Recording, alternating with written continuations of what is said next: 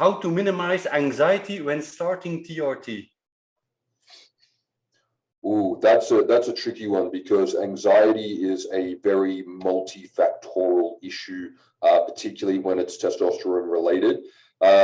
If you had pre-existing anxiety before going on testosterone, it may be something that you're going to need to look into kind of elsewhere in terms of, looking at stuff like mindfulness and meditation, cognitive behavioral therapy, and so on.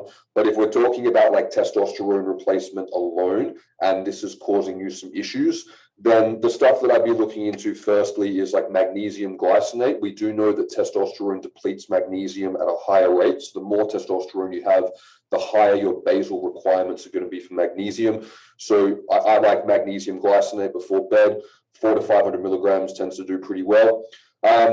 And then what I'd be doing as well, like if you are getting anxiety from starting TRT, assuming that you're not using HCG, which can be another culprit for triggering anxiety, it would just be about increasing your injection frequency.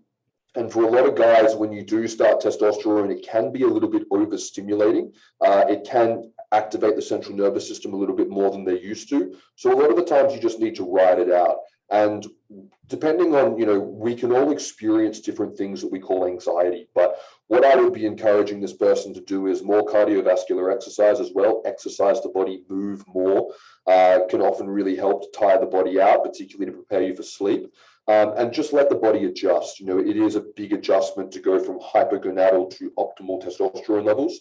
And I think going for, more frequent administration, using supportive supplements can be really helpful as well. And my favorite supplement for reducing anxiety and stress in general is called PM Primer by Supplement Needs. It's a very high dose blend of phosphatidylserine, which reduces cortisol, with L-theanine, and you take it before bed. And that can be very, very helpful. And that's been very helpful for a lot of my guys.